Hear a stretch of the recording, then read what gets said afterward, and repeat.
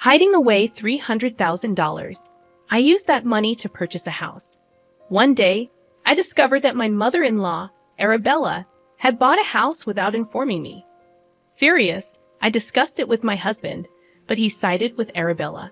Feeling betrayed, I vowed to seek revenge on both of them. My name is Kathy, and I married Patrick 5 years ago.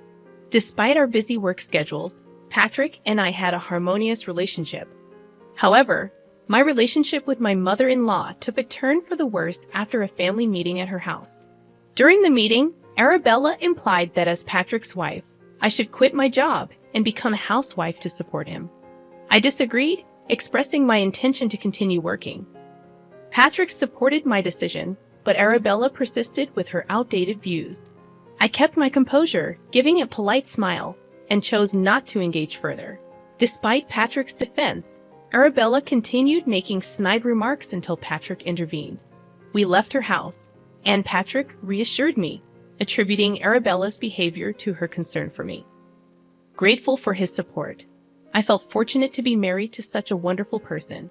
However, the situation escalated when Patrick suggested that Arabella move in with us after 5 years of marriage. Uncomfortable with the idea, I expressed my reluctance, and Patrick, understanding my concerns, dropped the suggestion.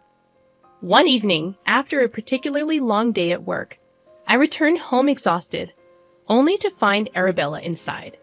Patrick had forgotten to inform me that she had a spare key. Shocked and unable to hide my surprise, I reluctantly agreed to make dinner, realizing that my relationship with Arabella was about to become even more complicated. "I've been waiting for you to come home." "Huh, Arabella, haven't you had dinner yet?" "No, I haven't." Intruding into someone's home and expecting to have dinner there. Arabella really has some nerve. Though I thought this, I couldn't just rudely send her away. "Ah, I see. Okay, I can only make something simple, is that right? Wait a minute, aren't some of the groceries missing? Did I use that much?" The contents of the fridge seemed less than when I checked yesterday. "Anything simple is fine, just hurry up, dear. I'm starving. Please wait a bit. I'll cook something quickly." So I hastily prepared dinner and served it to Arabella. "Thank you, let's see how it is." After taking a sip of the soup I made, Arabella commented, "What's this?" "It's awful." "Huh? What did she just say? Did she just call the soup I made awful?" "I said it's awful, didn't you hear me?" "I heard right. It wasn't a misunderstanding. You're always busy with work. That's why you can only cook this kind of meal. Quit your job already and become a proper housewife." "But Patrick always says he loves the meals I cook. Thus, just him trying to please you. Can't you see that clearly?" Arabella has been resentful of me continuing to work even after getting married. She kept making snide remarks for about an hour. "Oh, I'll be coming over occasionally. Make sure you take care of the house properly." Seeming relieved after venting her frustrations, Arabella left my home in a good mood. 30 minutes later, Patrick came home. "Hey, did you give Arabella a spare key?"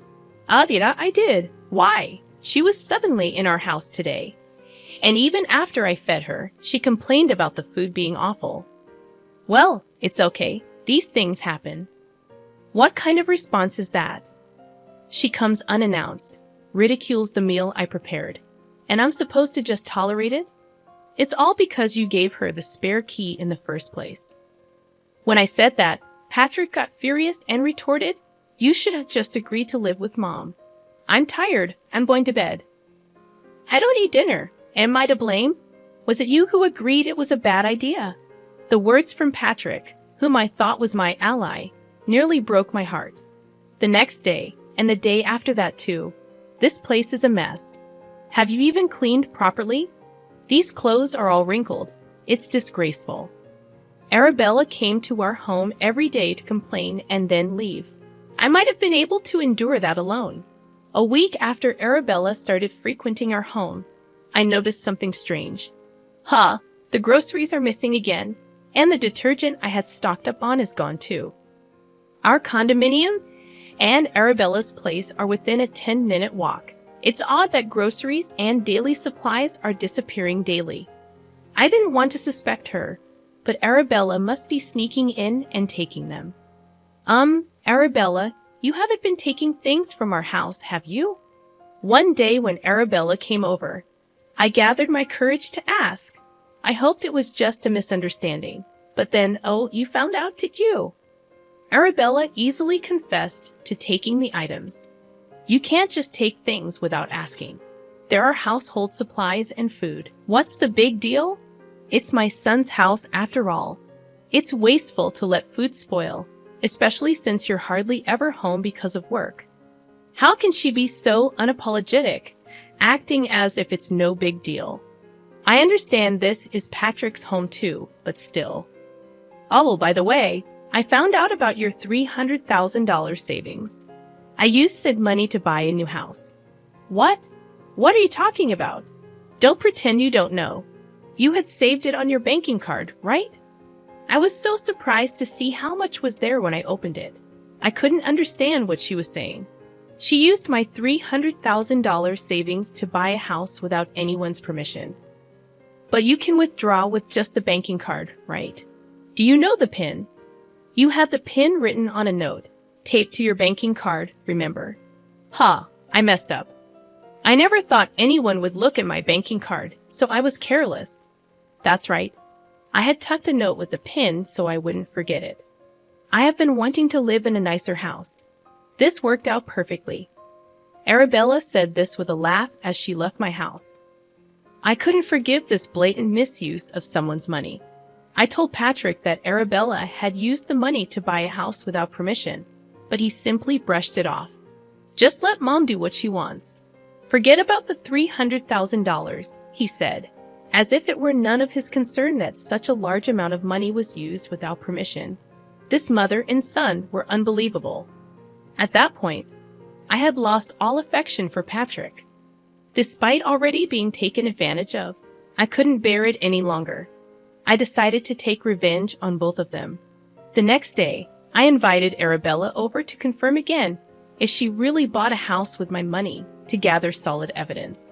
I secretly started the voice recorder on my mobile phone before speaking with her. You said yesterday that you used $300,000 from my banking card to buy a new house. Is that true? Yeah, it's true.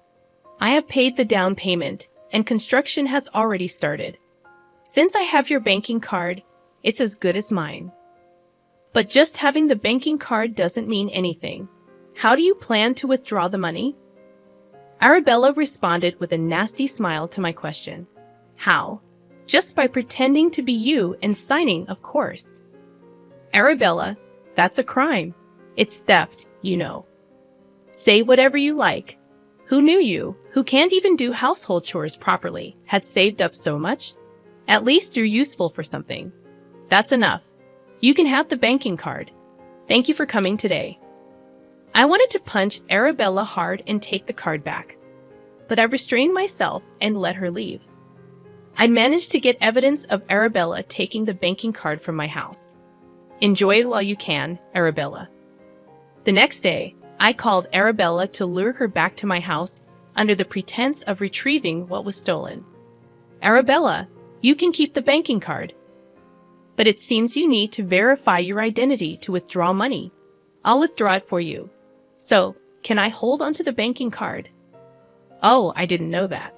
I'll bring it right over then, thanks. I conveyed this to Arabella over the phone, but there's absolutely no way I'm withdrawing $300,000. Besides, in this day and age, you can't withdraw such a large amount without proper identification. How foolish can she be? She's only after quick money without the slightest concern that what she's doing is a crime. After retrieving the banking card from Arabella, I immediately went to the police station. What can I do for you? Is there an accident?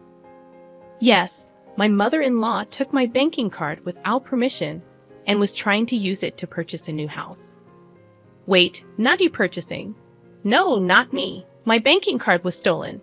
I would like to file a report. The police took my story seriously, sensing it wasn't a trivial matter, and accepted my report. That evening, I told Patrick that I had filed a report with the police. I told the police about Arabella stealing my banking card. She might get arrested soon. What? Why would Mom get arrested by the police? Why do you understand what Arabella is doing is a serious crime? Even so, you didn't have to go to the police. Talking to you is pointless. You just say to let your mom do as she pleases. Why should I just hand over a large sum of money to that old woman? How can you call your mother-in-law an old woman like that? Just because she's my mother-in-law, does that mean she can do anything? If she tried to kill me, should I just quietly accept it? Ridiculous. I didn't save up all this time just to give it to Bella. Well, she is a damn old hag. Enough. After hearing what I said, Patrick went into his room. When he came back to the living room, he thrust divorce papers at me. I never thought you were the kind of person to say such things. Sign this. I never expected he always had such papers ready.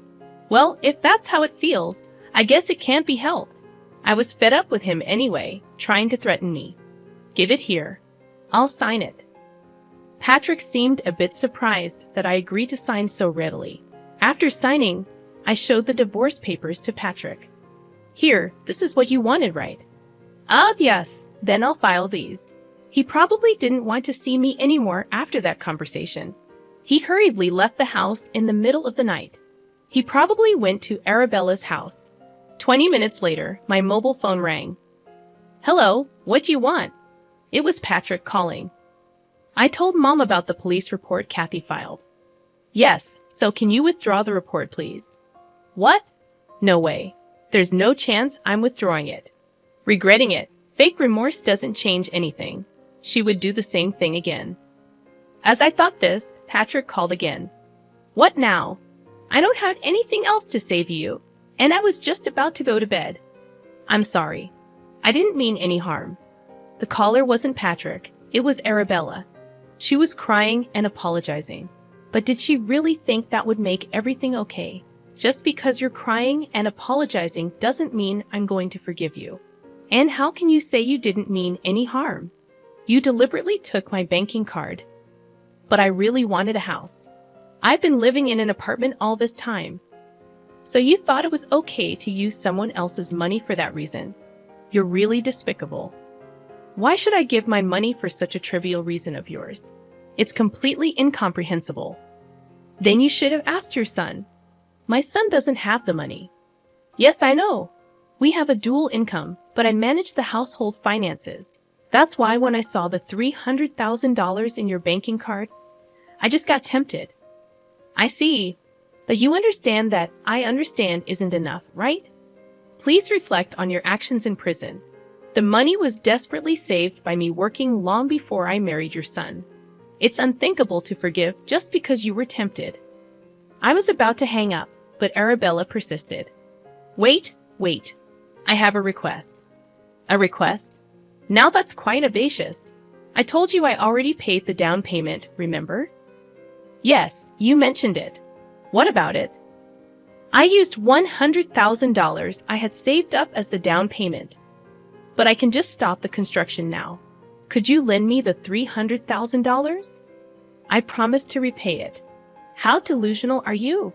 There is no way I would lend it to you. You not only stole a banking card, but also groceries and daily supplies. I don't trust you to repay. But what should I do? That's not my problem. You figure it out. But I can't get a loan at my age. That's entirely your fault for relying on someone else's money. Ask your son to take out a loan for you. I couldn't help but laugh at the thought of Arabella panicking. I've said everything there is to say. Maybe it's time to hang up the phone now. Just as I was thinking this, Patrick cut in, trying to continue the conversation. Hey, please, are you going to abandon Mom? Didn't she take care of you? Think of it as repaying a favor. You don't have to give the full amount, but help her out. Ha! She never took care of me. She always came to our house just to make snide remarks and leave. She never helped with housework despite having a spare key. On what basis are you saying she took care of me? Patrick fell silent after my retort. He said out of desperation. Perhaps he thought appealing to my emotions would persuade me to provide some assistance. Well, that's how it is. I won't be providing any assistance. Good luck. Wait. I'll handle Mom's situation, and I won't trouble Kathy anymore. So please, can we reconsider the divorce? It's too late now. Arabella is more important to you than me, right? I'm truly sorry. I'll value you more from now on. You don't need to bother about me anymore. We'll be strangers by tomorrow. Enjoy your life with your beloved Arabella. I said that to Patrick and hung up the phone, thinking it would be bothersome if he called again. I turned off my mobile phone and went to bed. It seemed like Patrick didn't come home that night. They were probably consoling each other. The next morning, I took a day off from work to file the divorce papers. Now Patrick and I are strangers. Of course, whatever happens to Arabella is no longer my concern. For the 3 days until I left the house, Patrick didn't really talk to me, naturally. I didn't initiate conversation either. I planned to move back to my parents' house after leaving this one. It's an hour's commute to work from there, but still doable. As I was leaving the house I had lived in until now, Patrick said just one thing: "I'm sorry for everything up till now." Though he said that, I ignored him and walked away. It's a stark ending to a marriage that was once filled with so much love, but strangely, I don't feel sad or anything. Rather, it's refreshing to be away from such a terrible mother and son. There's no way I could forgive them after everything. They brought this on themselves by always neglecting me and defending Arabella. If Patrick had genuinely been angry with Arabella when she stole the banking card to buy a house, maybe I could have reconsidered. They both underestimated me too much. I wasn't going to let myself be constantly wronged. Now they're facing a hellish life of loan repayments. Let them work themselves to death. It's a rebellious choice after all. They're both to blame for everything. This is their retribution. I thought this while driving to my parents' house a week later. The police called to inform me that Arabella had been arrested for theft. Apparently, not living with Arabella was crucial in her arrest. If you had been living together, we might not have been able to arrest her. There could have been special circumstances due to it being theft among family members. I see. I'm glad she was arrested. Thank you. I expressed my gratitude to the police and hung up. Now Arabella will have to reflect on her crimes in prison. Just as I thought that, Patrick called. Mom has been arrested. I know. The police just called me. I can't keep paying the loan by myself now that Mom's gone. So what? You're not asking me to help again, are you? No. I mean, don't ever call me again. I said that and hung up the phone unilaterally to avoid further calls from Patrick. I blocked his number and messages. A month later, I heard something from a colleague. Hey, do you know? It might be rude to tell you this, but Patrick quit the company. Patrick and I worked at the same company, but I was in the office, and he was in the field, so we rarely saw each other. Apparently, the news about Arabella's theft and arrest had spread in the company, and Patrick felt he couldn't stay there. Of course, I didn't spread this news myself. I have no idea what happened to him afterward, but he must be struggling with the loan repayment by now. 3 years later, I got married. I met my new husband somewhere completely unrelated to my company, and he truly values me. My in-laws adore me, and I love them dearly. Finally, I might have found true happiness. I sincerely hope nothing like what happened before ever occurs again.